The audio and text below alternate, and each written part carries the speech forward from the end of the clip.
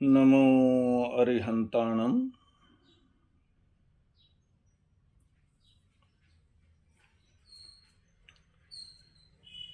हम गायत्री महामंत्र पर कुछ चर्चा कर रहे हैं।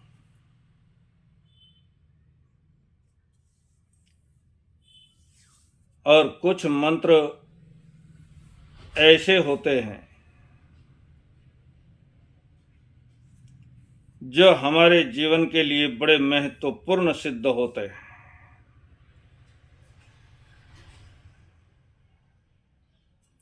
हमारे जीवन को एक ऊर्जा से भर देते हैं।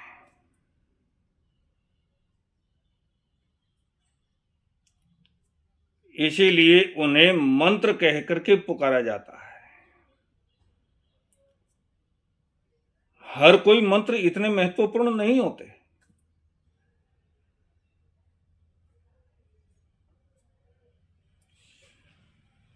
लेकिन जो मंत्र महत्वपूर्ण हैं, उनकी महत्ता को किसी तरह से नकारा भी नहीं जा सकता।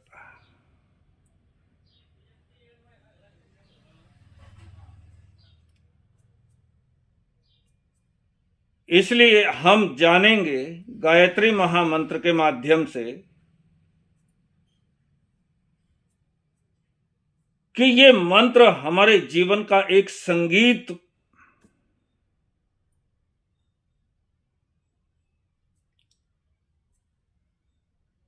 जैसे इंसान के जीवन में संगीत का बड़ा महत्व है।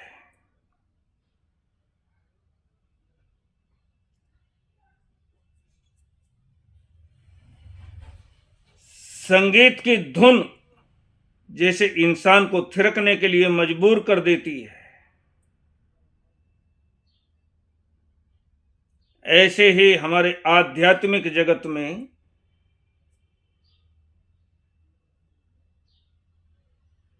इन मंत्रों की धुन जब गूंजने लगती है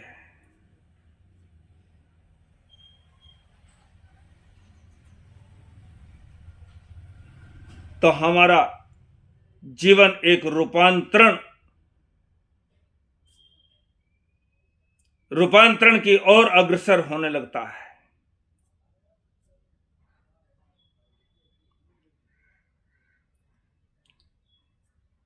बहुत से लोग इस मंत्र का जाप करते हैं।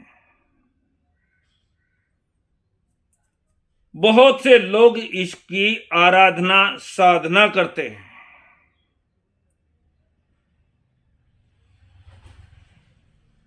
लेकिन उनमें बहुत से लोग तो सिर्फ तोता रटन ही करते हैं। इसलिए हमारे मन में एक विचार आ जाता है ना कि जब इतना महत्वपूर्ण है ये मंत्र, तो इतने करोड़ों लोग जो इसका जाप करते हैं, उनके अंदर ये परिवर्तन क्यों दिखाई नहीं देता?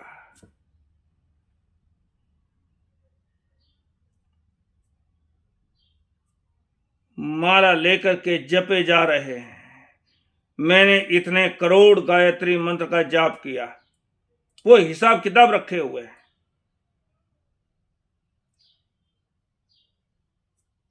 वो किसी बनिए से कम नहीं।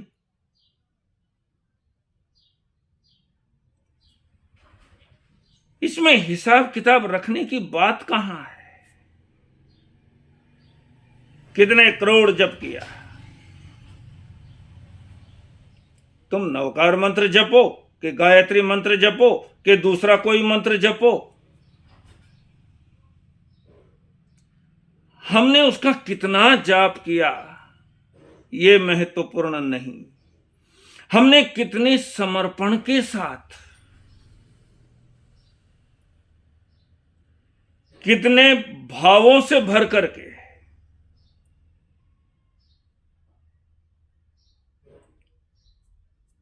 हमने उसका स्मरण किया,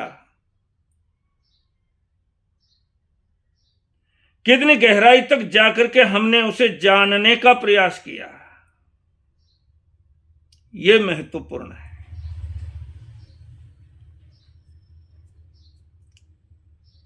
कबीरदास जी की पत्नी घर के अंदर बैठी हुई थी।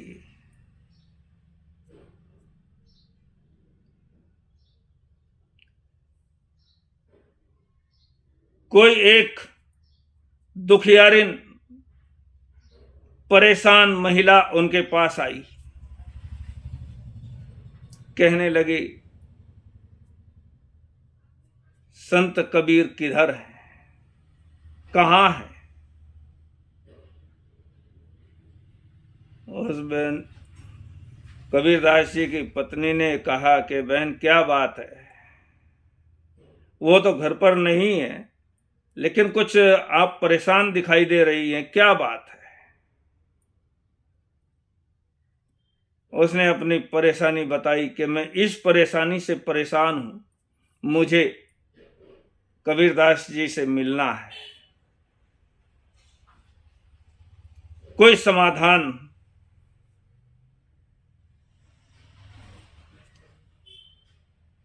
क्योंकि तुम्हारी हर बीमारी का इलाज धर्म के पास और संतों के पास ही मिल सकता है।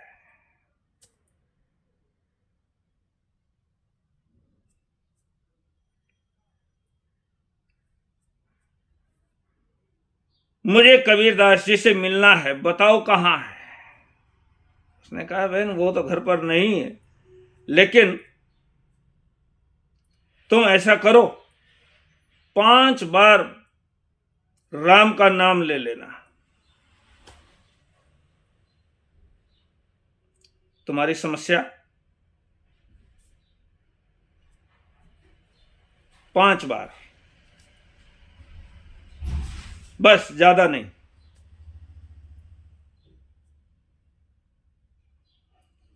उस बहन ने सोचा, कबीरदास जी इतने महान उच्च कोटि के संत हैं, तो उनकी पत्नी भी वर्षों से जो इनके साथ रह रही है, इसे भी तो कुछ, क्योंकि जैसा संग वैसा रंग।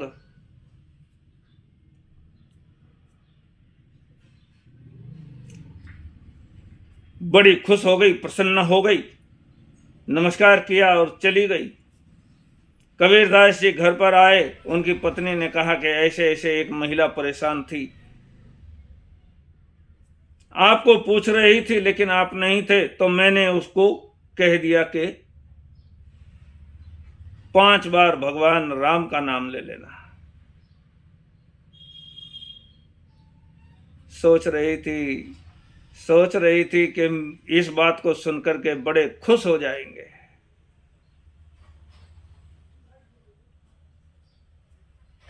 लेकिन कबीरदास जी महाराज नाराज हो गए। लोई, तुझे इतने वर्ष मेरे साथ रहते हुए हो गए, लेकिन तूने इतनी बात नहीं जानी। अरे राम का नाम 5 बार, सिर्फ एक बार ही काफी होता है। जो जिंदगी में एक बार राम का नाम ले लेता है, उसके दुख दर्द नष्ट हो जाते हैं। तू 5 बार, तुझे इतना विश्वास नहीं हुआ?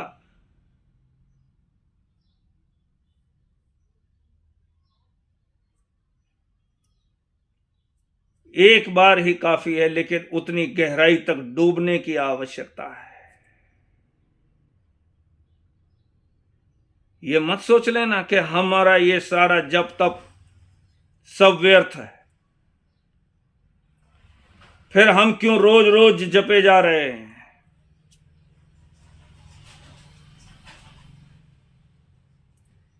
मैं उसका खंडन नहीं कर रहा हूं, क्योंकि जब तक तुम्हारी वो स्थिति पैदा ना हो जाए डूबने की, तब तक तो तुम्हें रोज उसी तरह से तोता रटन करनी पड़ेगी, अभ्यास गहरा करना पड़ेगा।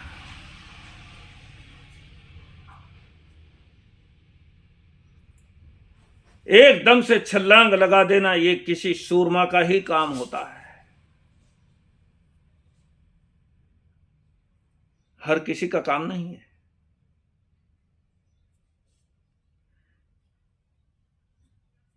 एक बार राम का नाम लेना भी बड़ा महत्वपूर्ण सिद्ध हो जाता है। इसी तरह से गायत्री मंत्र के विषय में हम ये बात जानने का प्रयास करेंगे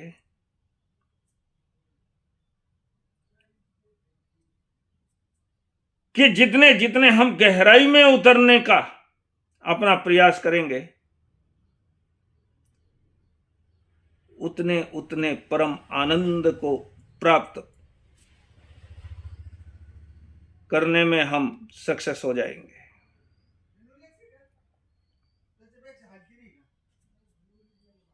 अगर सिर्फ जबान से रटते रहे तो फिर कुछ भी हासिल होने वाला नहीं है। जबान से बोलो, मन के अंदर, मन की गहराइयों के अंदर उतरने दो।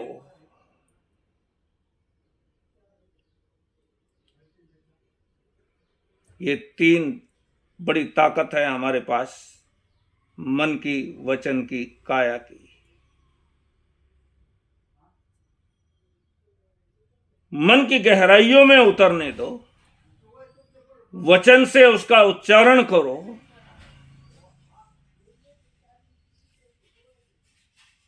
और शरीर को भी उसी प्रक्रिया के अंदर रमने दो।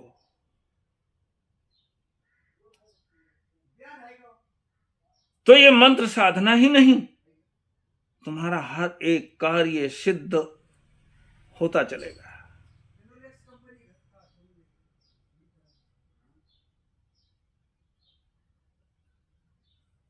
तो गायत्री मंत्र हमारे जीवन में एक संगीत की तरह गूंजने लगेगा।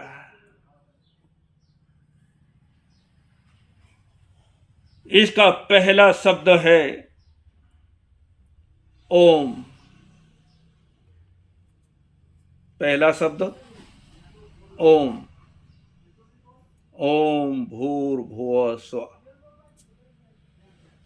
तत्सवितुर्वरेण्यं भृगो देवस्य धीमहि धियो यो न प्रचोदयात्।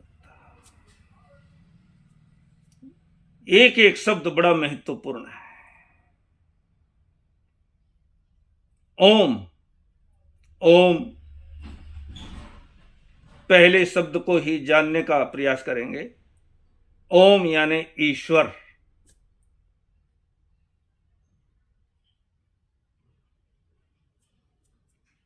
कुछ लोगों का तो एक ये धारणा ही बन गई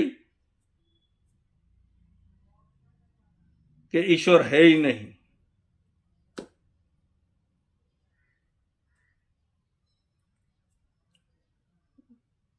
उनकी धारणा बनने के पीछे भी कहीं ना कहीं हम दोषी हैं, क्योंकि हमने ईश्वर को एक व्यक्ति के रूप में निर्धारित किया है। ओम ये अपने आप में सर्वश्रेष्ठ मंत्र कहा जा सकता है। नवकार मंत्र से भी बड़ा, गायत्री मंत्र से भी बड़ा, दुनिया के किसी भी मंत्र से बड़ा, क्योंकि इसे बीज मंत्र माना है। मंत्र साधकों ने इसे बीज मंत्र माना है। जैसे एक छोटा सा बीज होता है और जब वो मिट्टी के अंदर गिरता है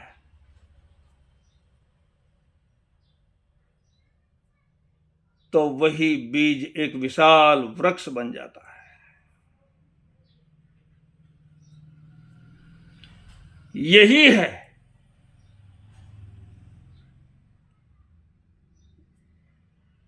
ओम की महत्ता। इसी से सारे मंत्रों का जन्म हुआ है। बीज मंत्र है ओम यानी ईश्वर। कहते हैं ना कुछ लोग, ईश्वर ने इस सृष्टि का निर्माण किया, कुछ उसके पक्ष में खड़े हो गए, कुछ उसके विरोध में खड़े हो गए।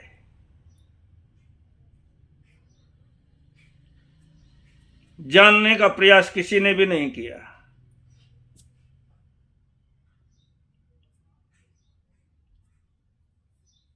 ईश्वर ने इस सृष्टि का निर्माण किया, यानी ओम जो बीज अक्षर है, इस तरह से ईश्वर बीज अक्षर है, बीज मंत्र है।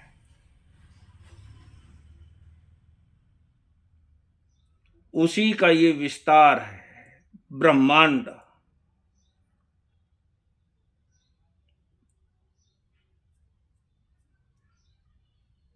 मंत्र साधकों ने जाना है कि इस ब्रह्मांड में हर क्षण ओम की ध्वनि गुंजायमान होती है।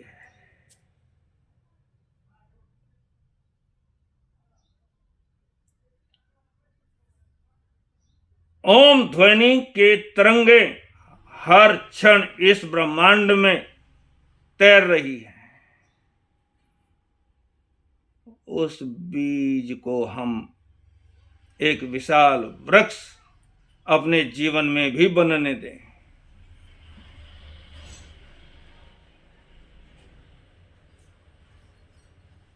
हमने ईश्वर को समझने में बड़ी गलती की है, और इसीलिए बुद्ध और महावीर को यह कदम उठाना पड़ा।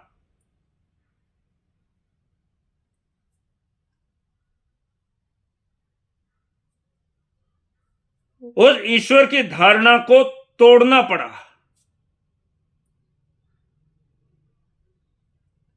हमने ईश्वर के विषय में कल्पनाएं कर डाली, कहीं आकाश के अंदर बैठा है।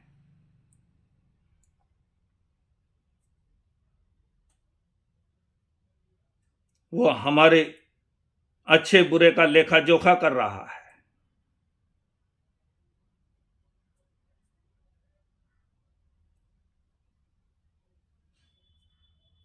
कार्ल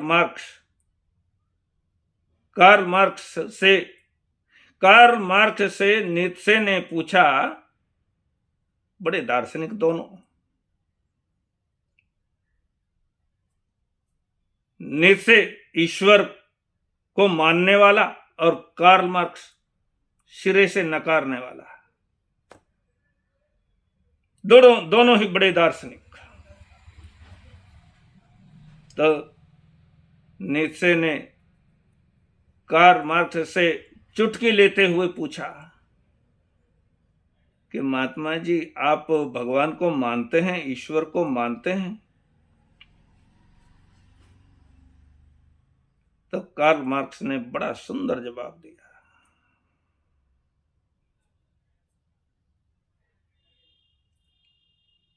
अगर कहीं इस पृथ्वी पर भगवान रहता होगा, ईश्वर का अस्तित्व होगा,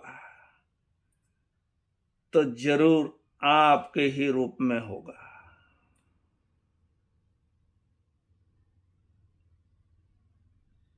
कहां है भगवान?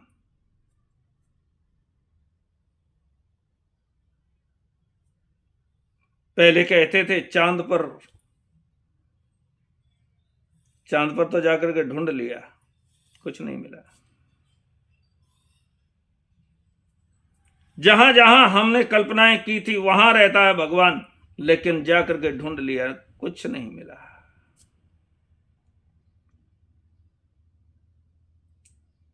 कार्ल मार्क्स ने बड़ा सुंदर जवाब दिया, अगर ईश्वर होगा तो वो आपके रूप में होगा। हमारे पास में से ईश्वर निकल जाता है, हमें पहचान नहीं है।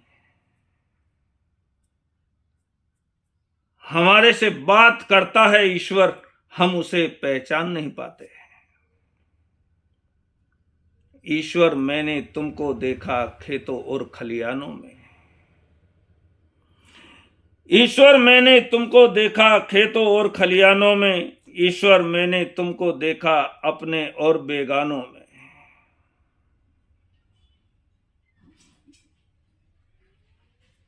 मैं उसी बात को समझाने की कोशिश कर रहा हूं जिस ईश्वर की बात गायत्री मंत्र के अंदर कही गई है। ईश्वर मैंने तुमको देखा खेतों और खलियानों में, ईश्वर मैंने तुमको देखा अपनों और बेगानों में। ये सारा अस्तित्व ईश्वर का है।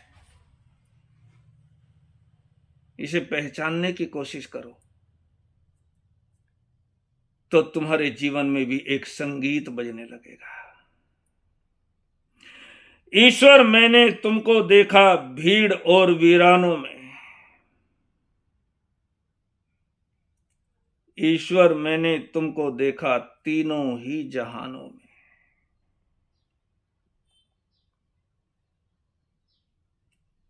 जिस अस्तित्व को हम देख रहे हैं, ब्रह्मांड को हम देख रहे हैं, इसीलिए ब्रह्मांड, इसी से ब्रह्मा की उत्पत्ति हुई है।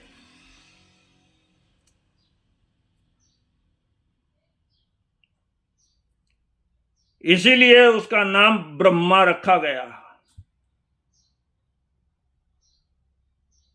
इस ब्रह्मांड का ही नाम ब्रह्मा है। इसको कोई संचालित करने वाला बैठा हुआ है ऑफिस खोल करके, ऐसा तो विश्वास। और जिन्होंने ऐसा विश्वास किया उन्होंने ईश्वर के साथ बड़ा दगा किया।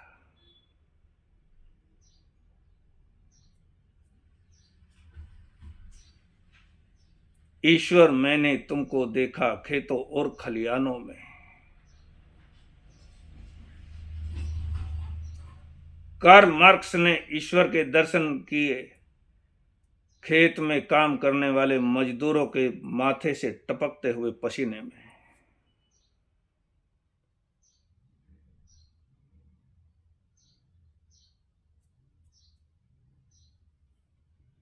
इस ब्रह्मांड के साथ तुम न्याय करने की सोचो।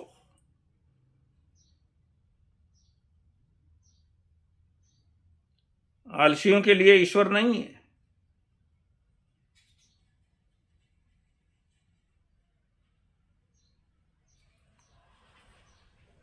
उसे इस ब्रह्मा को जानना है, ईश्वर को जानना है, तो इस ब्रह्मांड को जानने की कोशिश करो।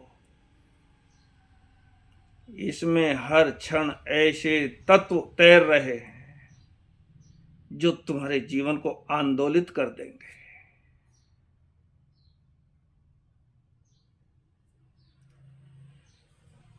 और फिर क्राइस्ट, यीशु ख्रिस्त, बड़ा प्यारा शब्द उन्होंने कहा है, बड़ा सुंदर वाक्य है। मेरे प्रभु के राज्य में वही प्रवेश करेगा जो बच्चे जैसा है। बच्चा नहीं, बच्चे जैसा है। बच्चे के जैसी पवित्रता, निर्मलता, निष्पाप। छोटा सा बच्चा, तुम उसकी आंखों में देखते रहो, देखते रहो, बड़ी शांति का अनुभव होता है, बड़ा आंदोलित होता है हमारा मन।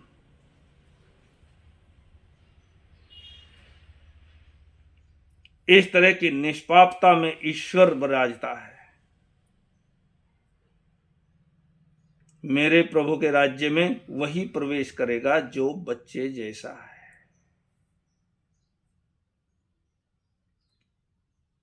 अपने आप को उस लायक बनाएंगे तो हम चारों तरफ से ईश्वर से भर जाएंगे। एक आदमी समुद्र के अंदर उतरता है तो जैसे उसके चारों तरफ पानी ही पानी, उसका सारा अस्तित्व पानीमय हो जाता है। इस तरह से ईश्वर हमें घेर लेता है। उस ईश्वर की प्राप्ति हमारे जीवन की सार्थकता है। इसलिए हमारी भारतीय परंपरा में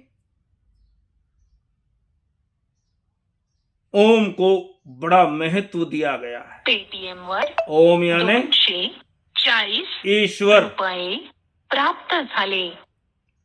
ओम यानी ईश्वर। उस ईश्वर को जानने का प्रयास करो, उसे महसूस करो। बस हो गई हमारे जीवन की साधना। उस स्थिति के लिए ही महावीर कहते हैं अप्पा सो परम अप्पा। तुम्हारी आत्मा परमात्मा बन जाती है। उस परम तत्व को प्राप्त कर सके हमारे जीवन की धन्यता होगी। ओम शांति।